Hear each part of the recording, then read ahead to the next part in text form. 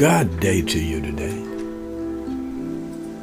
In the beginning was the Word, and the Word became a human and lived among us. John 1 and 14. Let's imagine, seated at the great desk, the author opens a large book. It has no words. It has no words because no words exist. No words exist because no words are needed. There are no ears to hear the words. There are no eyes to read them. The author is alone. And so he takes the great pen and writes and begins to write like an artist gathers his colors and a wood carver his tools. The author assembles his words. There are only three words. Out of these three words will pour a million thoughts, but on these three words the story will suspend. He takes his quill and spells out the first word, time, T-I-M-E. Time did not exist until he wrote it. He himself is timeless, but his story would be encased in time.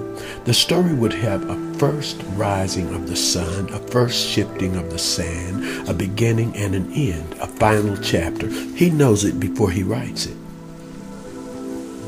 Time, a footspan on eternity's trail. Listen, slowly and tenderly, the author writes the second word, a name, Adam, A-D-A-M. As he writes, he sees him, the first Adam. Then he sees all the others.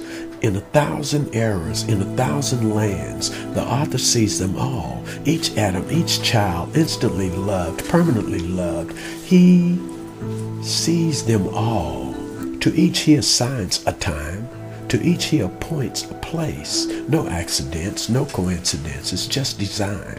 The author makes a promise to these unborn. In my image, I will make you.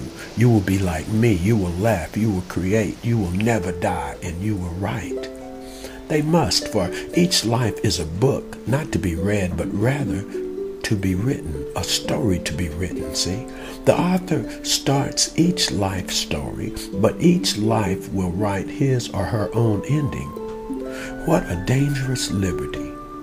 How much safer it would have been for the author to have finished the story for each Adam. To script every option, it would not have been love, though, see? Love is only love if chosen.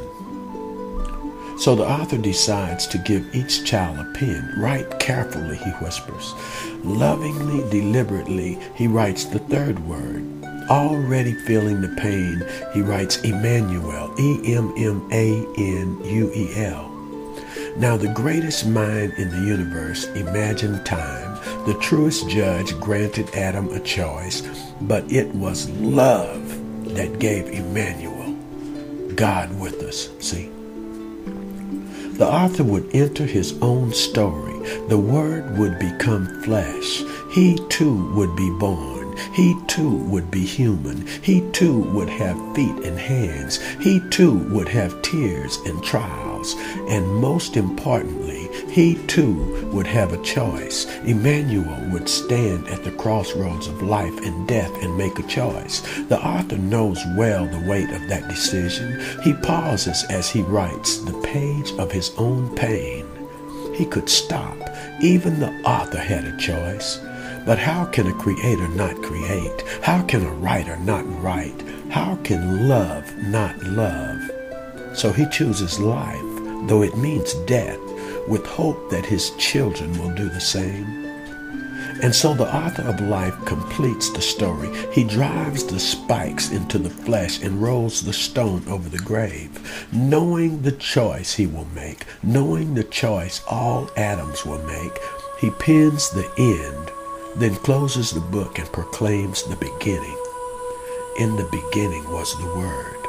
The Word became a human and lived among us. Let there be light. Just a thought for today.